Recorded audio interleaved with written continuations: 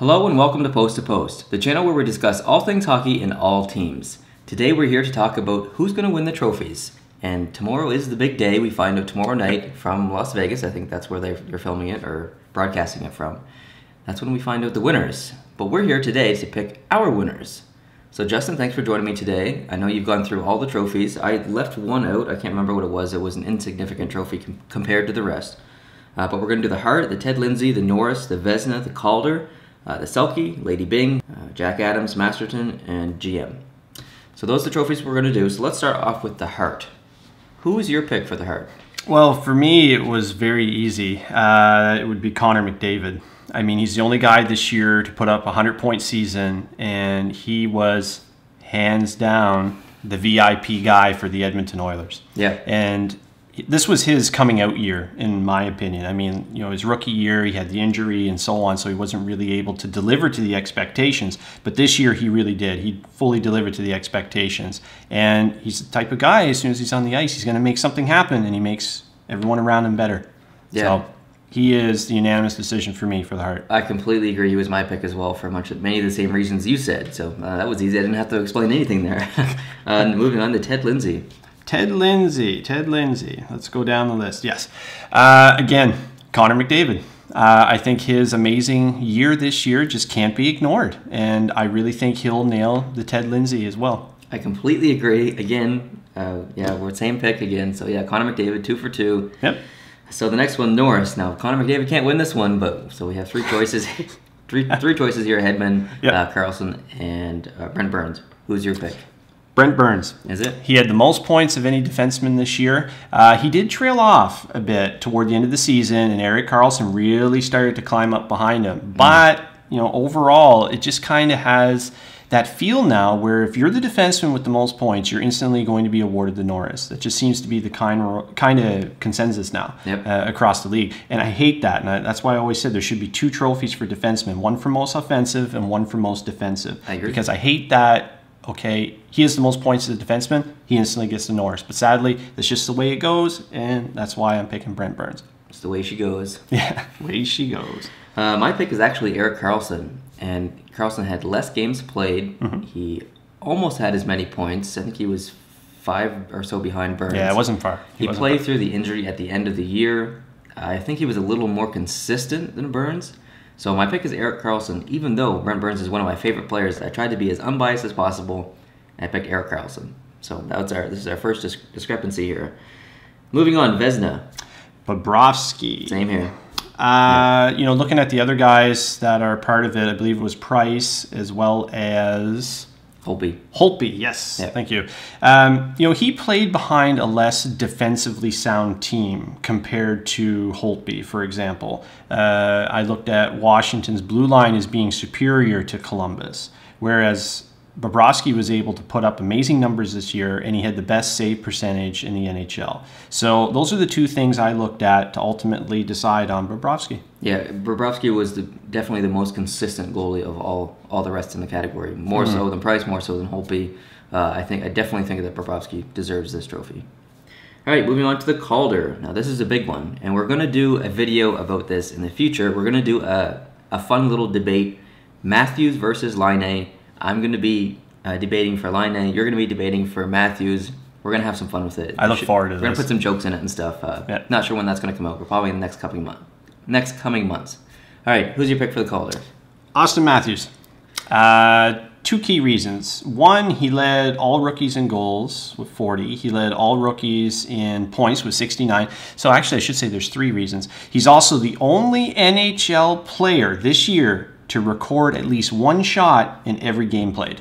That's interesting. That's huge to me. Yeah. So if you put those 3 together, it should be unanimous in my opinion. It should be Austin Matthews. Amazing rookie season. Well, I disagree with you. I think it should be Patrick Laine. Wow. And not because we're going to play these characters in the future video that I just mentioned. Okay. I actually do think that Patrick Laine should win, and I'm not saying like that Austin Matthews is bad or doesn't deserve to win. He definitely does. You know, you could probably give the trophy to both of them, but in my opinion, Patrick Laine should win because he has a better shooting percentage. His points per game is more. He has more 5-on-5 points, so he's more effective when there's even amount of players on the ice versus more power play points. He has better plus minus, and I think he played almost 10 games less than Austin Matthews and almost had as many points. I just felt like Patrik Laine was a little more effective, and he did more with his time in games. So for that reason, I had to give the trophy to Patrik Laine. Good argument. All right, moving on to the Selke. Now, this trophy seems to have the same couple of people in it every year, but Patrice Bergeron being one of them. Kessler is the other one, and Mikko Koivu. Who's your pick? I took Patrice Bergeron.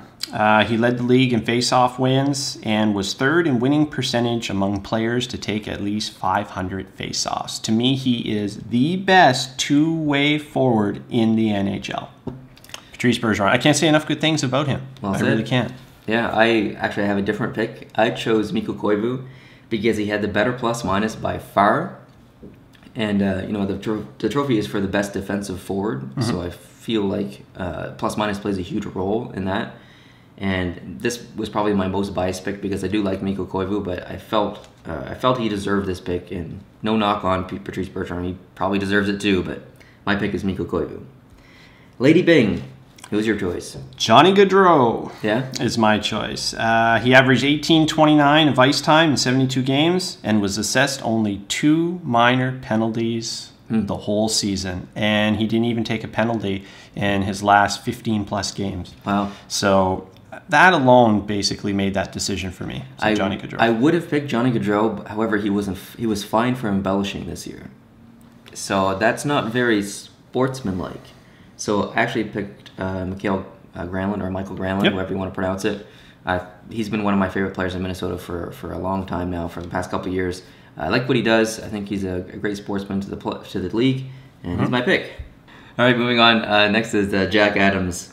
Who's the best coach?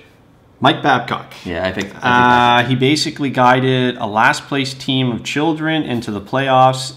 And my goodness, they really took the fight to the Washington Capitals. I couldn't say it better. And I mean, the fact that Mike Babcock has never won this, that's kind of surprising. It is surprising. It's long overdue. He's an amazing coach. And what he did with Toronto this year, wow. I didn't even peg Toronto to make the playoffs this year. Sorry, Leafs fans, but I really didn't think they would.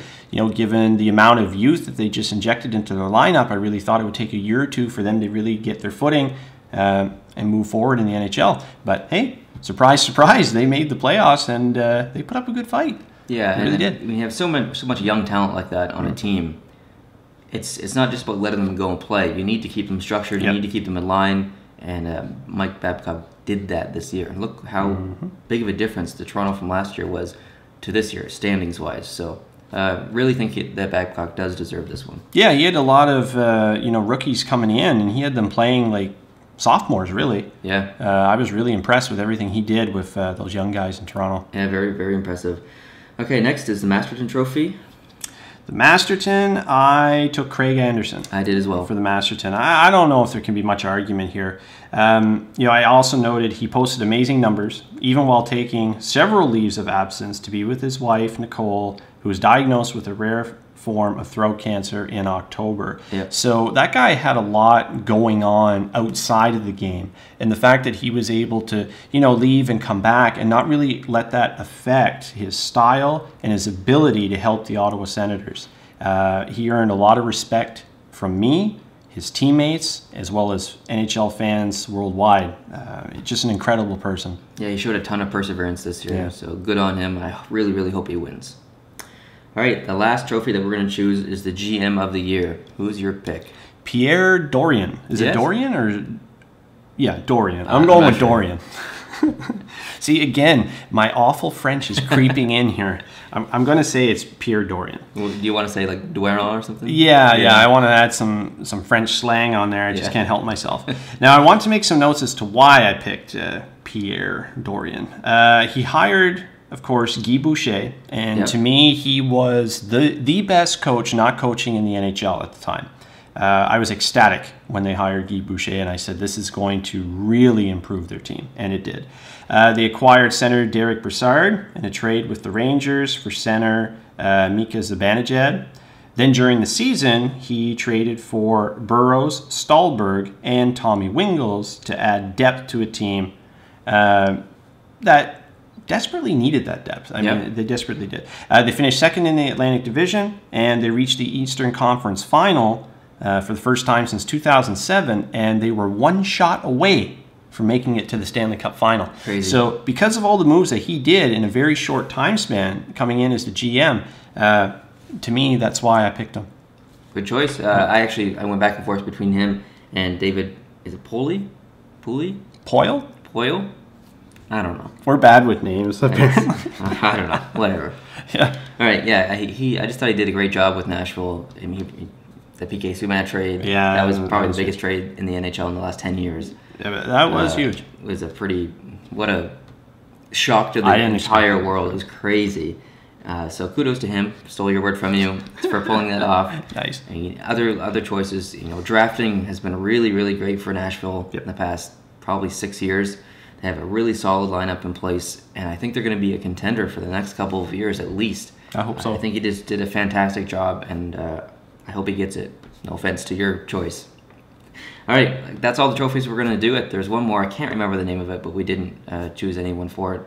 Hope you liked this video. If you did, hit the like button. If you're new to this channel, hit the subscribe button. And why don't you go down to the comment section and leave your picks for all these trophies as well. We definitely want to know how you guys feel. All right, we'll catch you in the next video. Adios.